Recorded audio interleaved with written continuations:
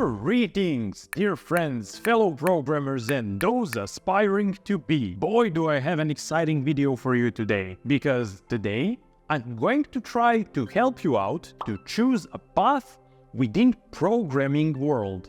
So if you're still not sure which road you should take, maybe this is just the right video for you. I'm not gonna lie about it, this decision is tough, because there are so many different career paths that you can take when it comes to programming that it becomes increasingly difficult to choose the right one for you, because each path is going to take you to a completely different journey with a completely different goal in the end, because each of these categories is very different from each other. So you have to be careful, think about your personal preferences, and then make an informed decision. I've had so many different discussions with my close friends who were wondering the same thing: which road should they take? And in this video, I'll try to answer that question at least as much as I can with my current experiences. So if that sounds like your cup of tea and something you think is going to be beneficial for you, I highly recommend you to sit, relax, and enjoy the video. And the first thing we're going to do is talk about my personal story. So, as you already probably know, I'm a self-taught programmer, which means that I had to go through all the pains and struggles of learning to code on my own. And basically that translated into the fact that when I was starting with programming, I had no idea about options that are out there, which I had at my disposal. Also, I was not aware about the paths, about different quirks and features of each of these career paths that I could take. So I was just basically winging it. My personal approach was, well, I like playing video games, so why not learn to make one? So that is how I got started with C# and .NET environment in order to join the programming community for gamers. Then something happened. I started applying for jobs, and basically I had to do it because I was still eating food. I was not able to stop doing that, so I needed some money in order to make it happen. So that came as a problem. I had to start looking for a job very early in my learning process. And so I went to my first interview, and there I had a very, let's say, unpleasant experience, because all of my worlds have collapsed when I heard that Java is a way better programming language than C# is, and you should definitely learn Java instead. So yeah, I did not get that job, of course, because I would not be here if I did. And when I got home, I was like, okay, I was told by a smarter man than I am right now that Java is the way to go, so that's what I'll do. So I started learning Java and investing more and more time and efforts into learning it and mastering it. I even built a third-person role-playing game in Java, vanilla Java, without anything, even though I did not like Eclipse IDE at all. But even though I kept struggling and I built the game, which I used as a portfolio of mine when I was applying in future companies. And then, luckily, after a gazillion interviews and failed attempts to land a job, I finally managed to do one properly, and I landed my first .NET position, where I was working as a .NET backend developer using ASP.NET MVC. And when I did land this job, even though it was not in gaming, I was so happy because I went back to C# and Visual Studio coding environment that I was thrilled about it. But then the struggles came. I was struggling so much with the fact that I was not able to follow when somebody would explain stuff to me because I would lack the language knowledge from programming world. And basically it was a tough period for me, but I managed to pull it off. Basically, when I started learning ASP.NET Core, everything started going for the better, and I started really enjoying myself doing what I was doing. And I basically quit my job, started doing some freelancing work in order to improve even more rapidly. So that is what I did. But the most important part from this not so short of a story is the fact that when you think about it, I had no clue what I was doing. I was just winging it. I was just eager to learn and eager to get into my first job and trying to do it at all costs. I was working day and night. I was trying all over the place. I was applying for jobs everywhere. And basically, when I finally managed to get it, I was so thrilled about it. And then another layer of filtering came, even though it was not gaming, it was not Java, it was not ASP.NET MVC. I finally figured out what I did like, and that was ASP.NET Core. My main goal here is to make your life easier and to make you feel more relaxed and comfortable with the fact that maybe you still do not have everything figured out. It's not the end of the world. You still have the opportunity to learn whatever you may feel like is interesting to you, or you can invest some time and effort into it, figure out if you like it or not, and then make an informed decision. So basically, just try it out and then decide what is it you would like to do. Okay, enough of my personal stories. It's time to go back to our main topic of the day, which is what options you have in the programming world. So my approach here is going to be, I will try to present all the main areas that exist in the programming world, and I will cover them in a general, brief kind of way, so we would not spend ages in this video. And then I will make another video where we will go in depth for the particular area of programming where I have the most experience, which is web development.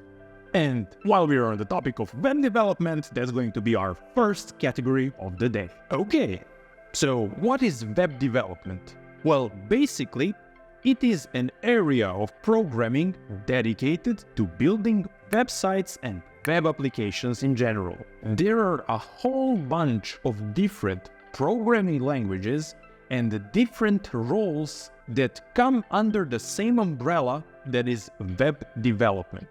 In this video, I will just run through a couple of them, and then in the next one, we'll go in depth. So the first one is backend development. When it comes to backend technologies, you are going to be actually developing core business logic and business rules that are going to be executed on the server where your web application is going to be hosted.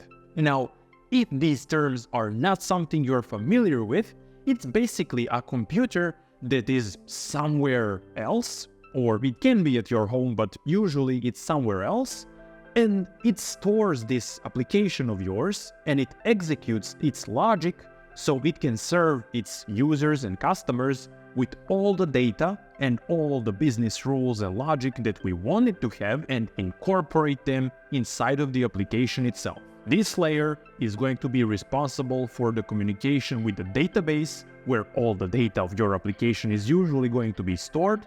Then it fetches it from the database, manipulates it, does some calculations, let's say, and then it throws it towards the customer or a user of your application. And that is backend. You also have front-end development, which is going to be oriented towards the user. This means that basically whenever we are using our browsers, those browsers are basically executing some pieces of code on our own computer as users, and it just displays the results of those front-end parts to us as end users. So servers are somewhere else and they do the main core logic of the application and then send the payload towards the browser, which then has its own logic, which is basically developed by front-end engineers, and it serves it to us as end users of your website. So that was front-end. And finally, we have full-stack developers. Full-stack developers are basically combination of both backend and front-end, basically all-in-one players. They do both front-end and back-end development. And if you're here for the reason of building your own applications from the ground up, you will have to be a full stack developer if you want to do it on your own, because you will have to do everything yourself. Welcome to the club. There are also QA testers who are responsible for making sure that applications are working as expected.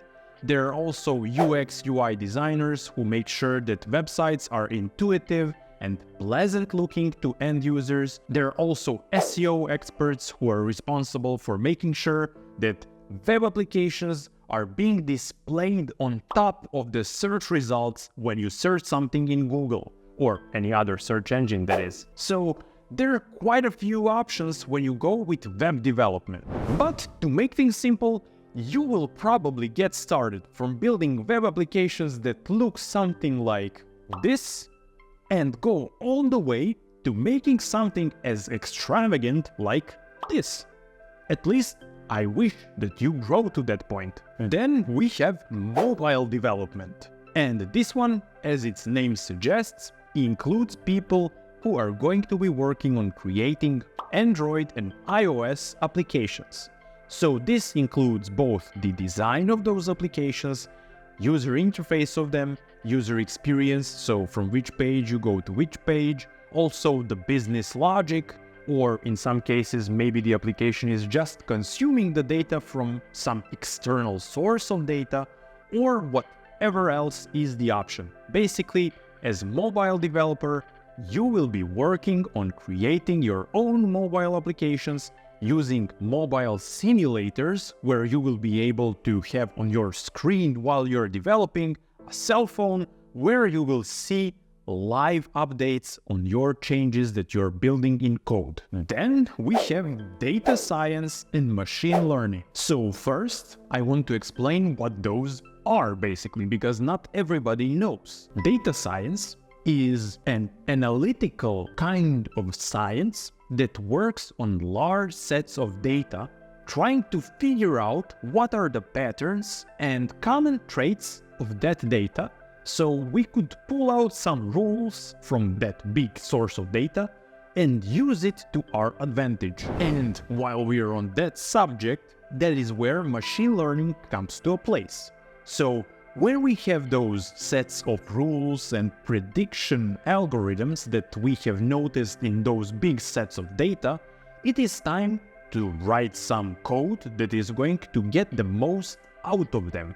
So machine learning basically includes writing complex algorithms that are going to be making predictions and analyze the data that is provided to them, and based on that, make or give us some decisions or actions that are recommended based on the knowledge that it has. And basically, this is a very hot topic nowadays because of all the machine learning algorithms which are used in all the AI and trends of those sorts. As you probably have heard already about data analysts, data engineers, machine learning engineers, and things of those sorts. So options are plentiful.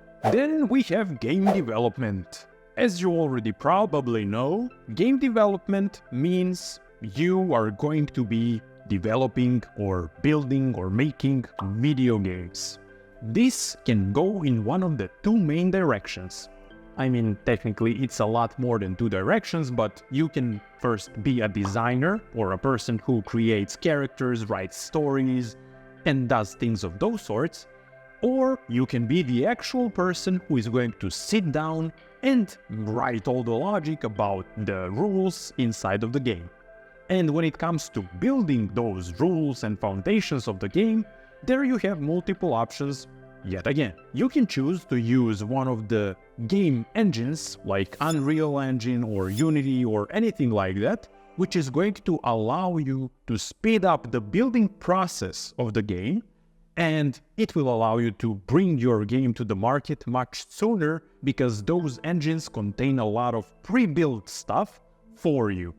While on the other hand, if you want to be a hardcore game developer and you do not want to use any external libraries, in that case, you can use basically almost any programming language out there, where some are more optimized towards game development when compared to others, because it would be kind of weird to use, let's say, Lisp to write video games when the language is meant for something completely different, but you probably, or somebody probably, can do that. Not me, for sure. So, yeah, those are the options you have when it comes to game development. Now we can jump to embedded systems. So, what are embedded systems? As their name suggests, they are embedded somewhere. So, all of your home electricity devices contain some microchips inside of them. And some smart people were responsible for teaching those simple chips to do something. And that process is called embedded programming. And usually languages that are being used for that process are very low level, because the hardware in those chips might not be so powerful as your, RTX 490 graphics card. It is a way weaker hardware that is very limited with both memory and performance. And that is why they have to be very careful about utilizing their resources at the highest rate and being very careful about that process. So this is also used across the world. It's not as popular of an area of programming as some others are, but it is also very important part, because when you think about it, microchips are everywhere around us. Your PC contains a whole bunch of chips which contain its functionalities. And then we have programming of operating systems, drivers, and PC applications. This process is again similar to embedded systems, because it's usually, when it comes to at least operating systems and the drivers, it's very low level, because you have to be very careful about resource management and actual control over everything that is happening inside of your PC. And you will be the person responsible for teaching your hardware how to perform some actual actions that people will be able to see in real life. You would be kinda wizard in eyes of other people, like most other people, me included. And then we have DevOps and cloud hosting.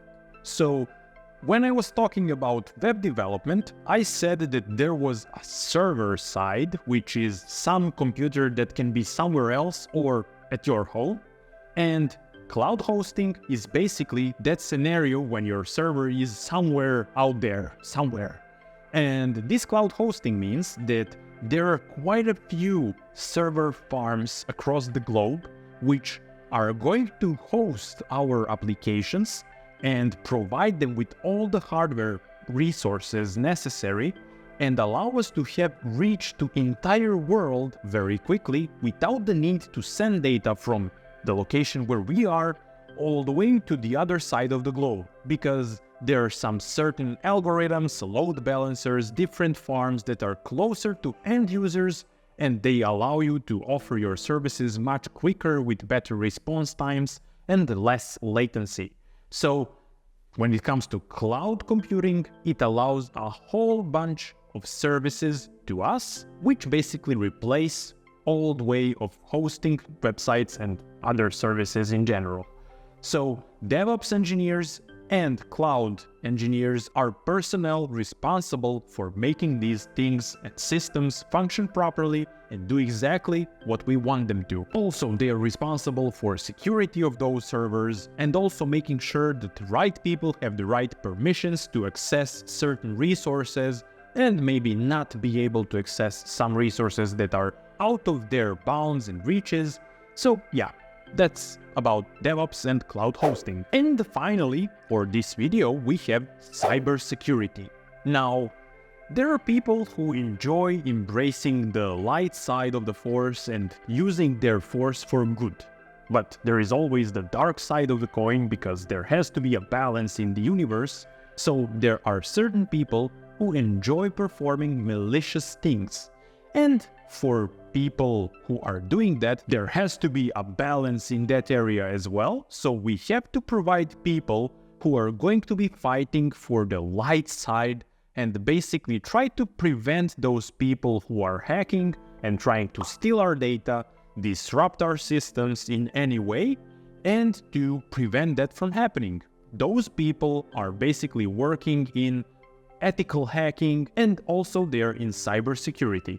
So this area makes sure that everything is safe and sound in our systems and no breaches are to be found. Now, this list could go on and on because there are so many different categories and subcategories inside of these categories that basically this video could go on forever. But the ones that I mentioned are the ones that are currently very popular and sought after, and basically that was everything I have prepared for this video. Of course, these were not all the different categories that exist in the programming world, because there are quite a few more, and also each of these categories I named has its own set of categories or subcategories as you like, and covering them all would take ages. Right now, I would like to kindly invite you to give me your ideas or maybe point out something that I missed to mention in this video in the comment section and maybe share some value with the rest of the community. I will be happy to join in and try to address your comments as soon as possible. Also, I would like to congratulate you for sticking around in the end of the video, and as usual, thank you for watching and wish you an amazing day. Bye.